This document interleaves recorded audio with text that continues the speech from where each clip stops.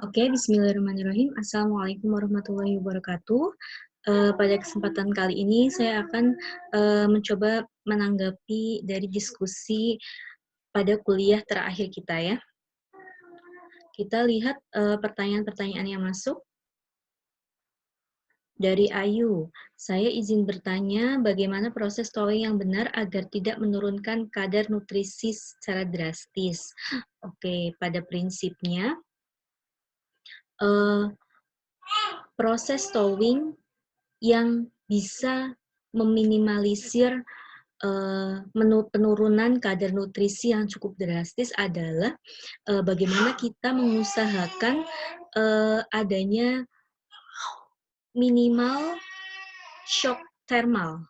Maksudnya kita mengusahakan supaya tidak ada perubahan suhu yang terlalu drastis. Misalnya pada saat daging kita simpan di freezer dengan suhu minus sekian derajat. Nah, bagaimana kita kondisikan dulu daging ini kenaikan suhunya tidak terlalu tinggi, jadi tidak langsung dipanaskan misalnya dengan suhu sampai 100 derajat Celcius, bahkan tidak seperti itu. Tapi yang terbaik adalah bertahap, bagaimana dari freezer dengan suhu minus sekian derajat, kemudian turun ke chiller misalnya, atau bisa ke refrigerator atau ke kulkas bagian bawah ya, yang suhunya antara 0 derajat Celcius sampai minus 4 paling dingin ya. Kemudian dari situ ke suhu ruang dan sebagainya. Memang dalam proses ini akan membutuhkan waktu yang lebih lama dibandingkan dengan kita langsung memanaskan daging tersebut. Akan tetapi hasilnya tentu penurunan kadar nutrisi pada daging tersebut dapat diminimalisir. Walaupun memang tentu ada dampak penurunan kadar nutrisi pada daging tersebut. Seperti itu ya. Kemudian pertanyaan dari Sarah Safira, apakah jika suatu daging memiliki pH minus 5,8, kurang dari 5,8 dilakukan pengolahan dapat dilakukan pengolahan lebih lanjut? Tentu saja bisa. Sebenarnya perbedaan atau pH kurang lebih dari 5,8 ini bukannya daging itu sudah tidak bisa dimanfaatkan, tapi masih bisa dimanfaatkan, akan tetapi memang karakteristiknya yang dihasilkan itu akan beda dengan daging yang memiliki pH daging normal, seperti itu. Jika bisa diolah lebih lanjut, apa contoh pengolahan yang tepat? Pengolahan yang tepat mungkin adalah pengolahan-pengolahan yang melibatkan proses pemanasan, kemudian melibatkan bahan tambahan pangan lainnya gitu. Misalnya pengolahan yang minim proses minim waktu dan sebagainya itu menurut saya kurang direkomendasikan.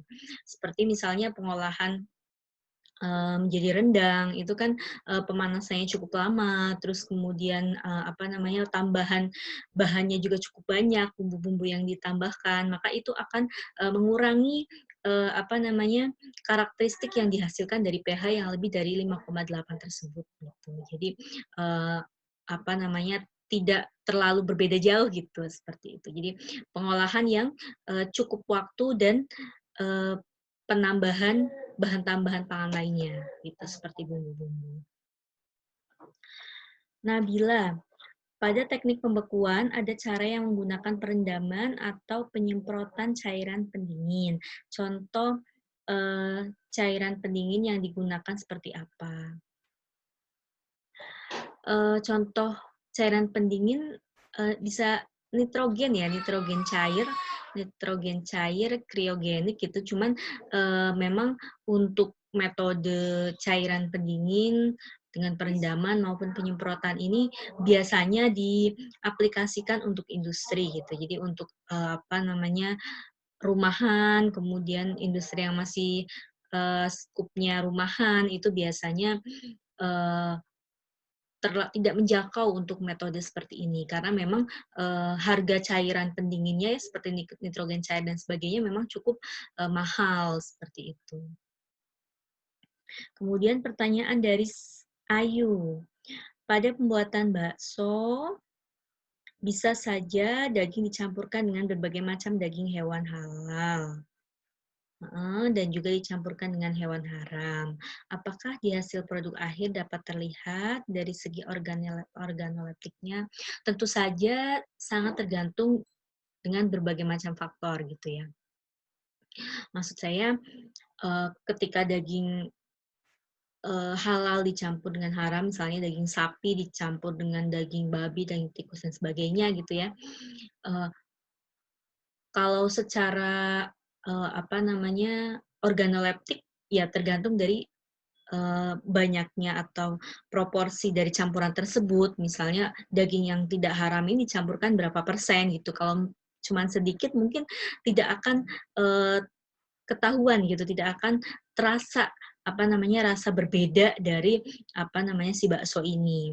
Selain dari, apa namanya, proporsi atau komposisi masing-masing daging, juga dari bahan tambahan pangannya gitu, apa yang, dicampurkan sehingga membuat karakteristiknya itu dapat terlihat gitu. Tapi kalau misalnya yang dicampurkan juga cukup banyak bahan tambahan pangannya seperti bumbu-bumbu, terus kemudian, apa namanya, bumbu-bumbu, eee, prosesnya juga cukup lama dan sebagainya, sangat dimungkinkan tidak dapat dibedakan secara langsung gitu ya, baik itu dari segi fisik maupun dari segi organoleptik.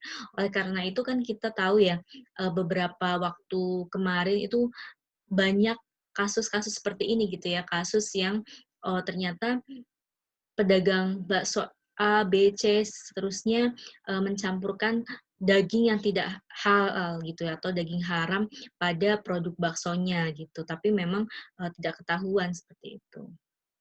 Jadi tadi ya, eee, akan sulit untuk dibedakan, tentu saja tergantung dari banyak faktor, khususnya faktor komposisi atau proporsi daging antara daging halal dan daging haram tersebut, kemudian bahan tambahan pangan yang digunakan, kemudian proses, yang dikenakan pada produk tersebut.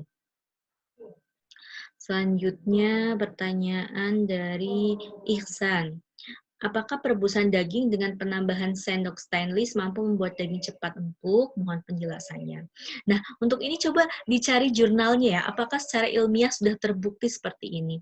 Dulu saya jadi ingat dulu waktu zaman kuliah pernah diberi tugas oleh dosen, bagaimana kita mencari fakta atau, dukungan-dukungan ilmiah dari beberapa mitos yang beredar tentang pangan. Nah, salah satunya ini apa namanya, daging, yang direbus dengan penambahan sendok stainless.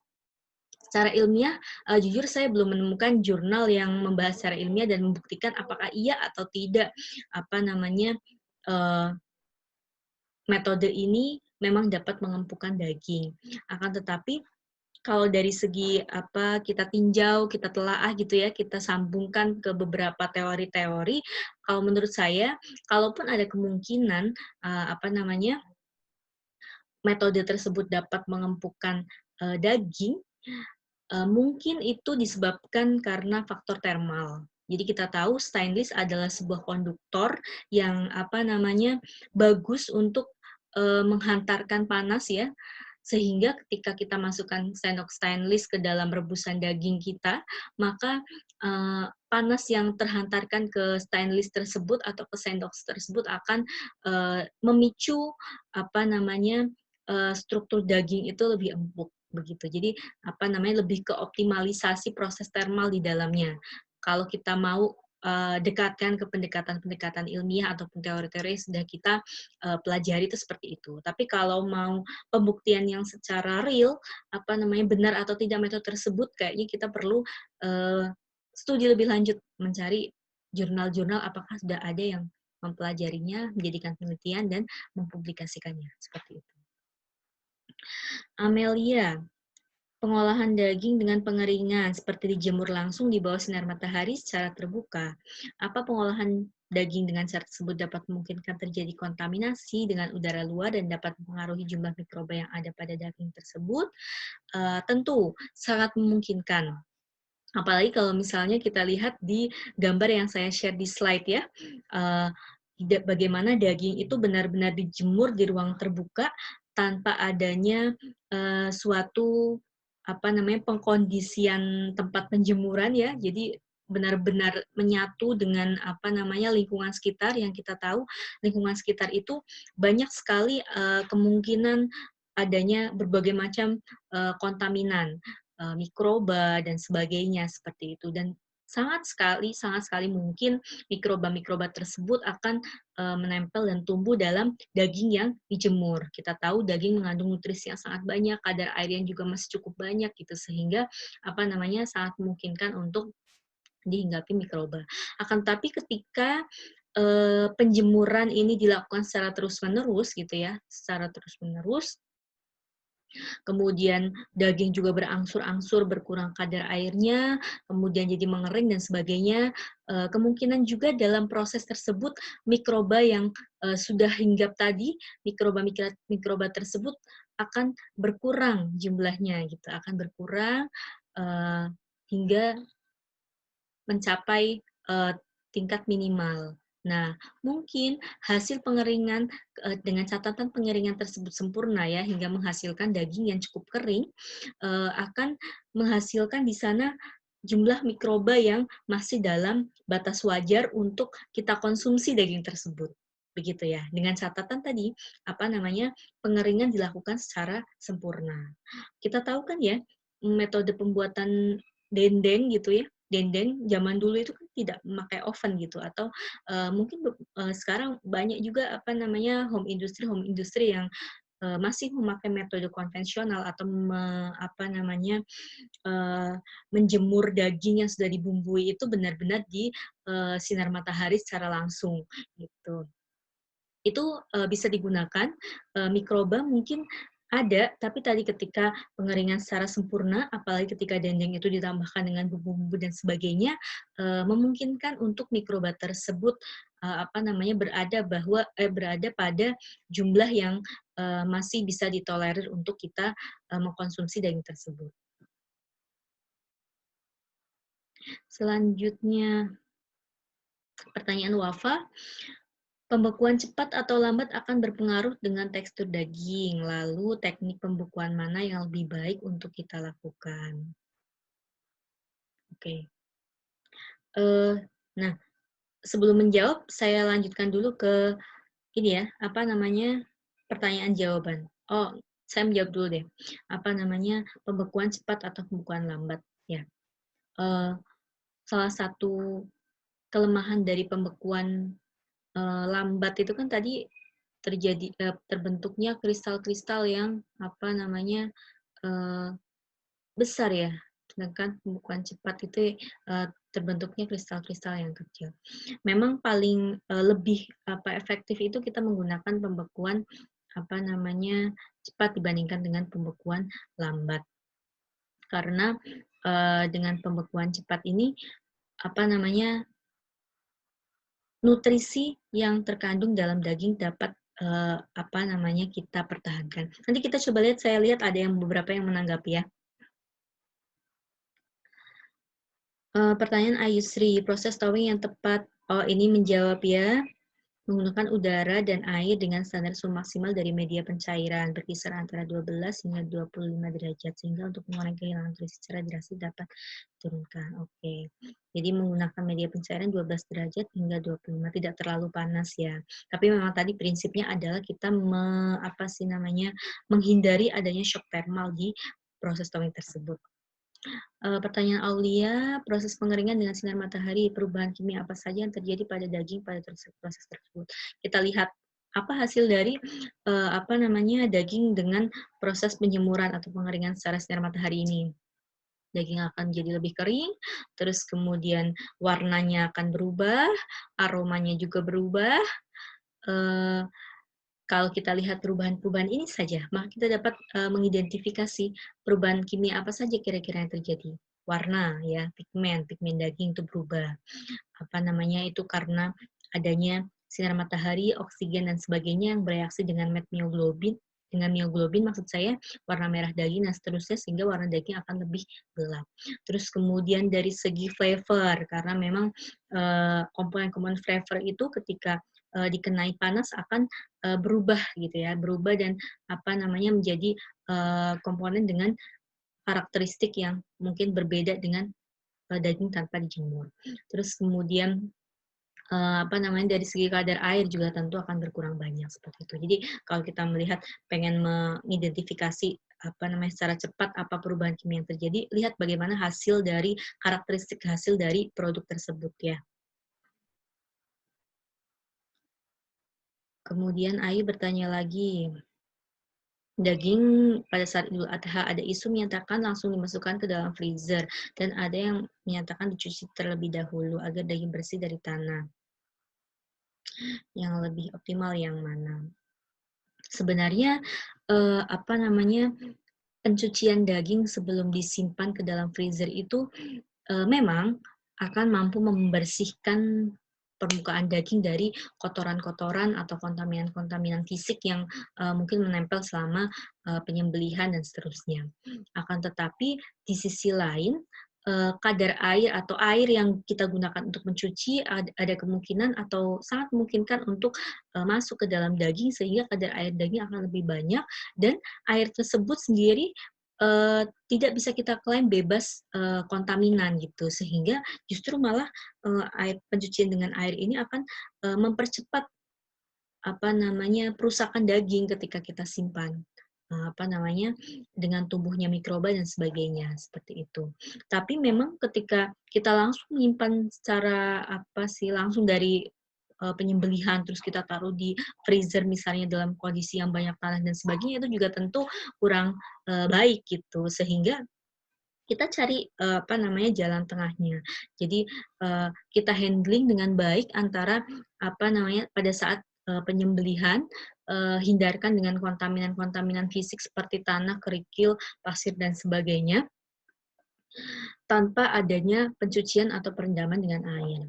Atau ketika memang kita sudah menerima daging yang kita tidak tahu bagaimana handling di sana, setidaknya kita bersihkan permukaannya dari kontaminan yang terlihat secara kasat mata seperti itu. Tapi untuk pencucian kalau saya sarankan sih lebih ke nanti ketika akan memproses daging tersebut. Gitu. Nabila, oh ini menjawab ya Miratu, cairan pendingin, nitrogen cair, oke. Oke, sudah ya. Ani bertanya bagaimana pengolahan daging yang sesuai agar kandungan dan sterilisasinya tetap terjaga apabila menggunakan daging yang dibeli di pasaran, di mana penjualnya itu daging digantung tanpa pendinginan, adapun yang diinginkan bukan hanya dengan diberikan es batu. Ya, tentu kalau kita membeli daging di pasar akan berbeda dengan ketika kita membeli daging di supermarket atau tempat-tempat penjualan daging yang secara khusus yang mereka punya sistem pendingin pada rantai bisnis mereka. Ketika kita membeli daging di pasaran, yang bisa kita usahakan untuk mendapatkan daging dengan kandungan gizi yang masih cukup baik sehingga nanti ketika kita olah jadi apapun itu masih dalam kondisi yang baik. Paling tidak kita pastikan bahwa daging yang digantung tersebut adalah daging yang segar atau jangka waktu dari penyembelihan sampai digantung itu tidak terlalu lama. Biasanya RPH itu memulai pemotongan hewan ternak itu sekitar tengah malam, jam 12, jam 1 malam. Kemudian selesai pengulitan pembagian bagian-bagian daging, terus kemudian pendistribusian dan sebagainya sampai di pasar itu biasanya pagi, pukul 4, pukul 5 gitu. Nah, ketika kita membeli di pasar itu pastikan jam-jam yang masih tergolong pagi gitu. Mungkin itu akan meminimalisir kita mendapatkan daging yang tidak segar gitu. Sehingga kita masih mendapatkan daging yang cukup baik kualitasnya seperti itu. Tapi memang berbeda ya. Jika dibandingkan dengan kita beli di supermarket ataupun apa yang memang mereka memakai rantai beku. Masing-masing punya kelebihan dan kelemahan.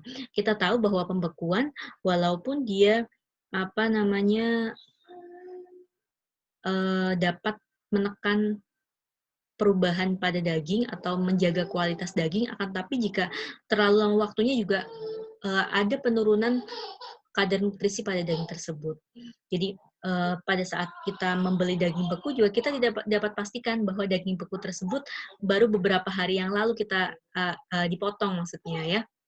Jadi bisa saja dari bulan lalu, dari bulan sebelumnya, dan sebagainya. Tentu itu juga akan menjadi atau berpengaruh pada karakteristik daging yang kita beli. Itu kelemahan ketika kita membeli daging beku di supermarket yang memakai rantai pasok dingin. Tapi ketika di pasar, sebenarnya kita bisa pastikan bahwa daging tersebut tidak akan mungkin bertahan lama sampai 4 hari gitu. Pasti pada hari yang sama biasanya malam hari, kemudian pagi dijual di pasar.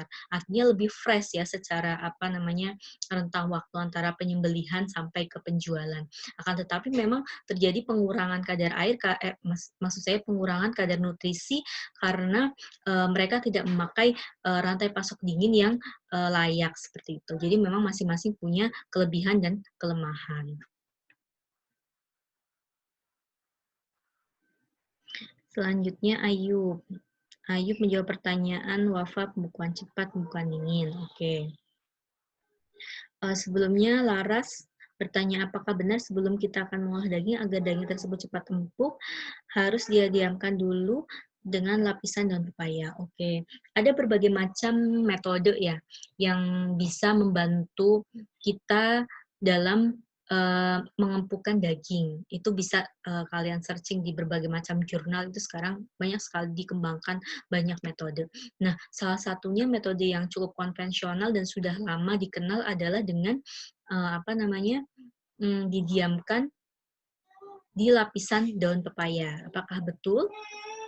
Betul, karena memang daun pepaya ini mengandung enzim yang disebut enzim papain. Nah, si enzim papain ini yang akan bereaksi dengan komponen-komponen di dalam daging sehingga daging tersebut menjadi lebih empuk. Gitu. Bereaksi dengan protein dan serabut-serabut ya yang sudah kita bahas sebelumnya.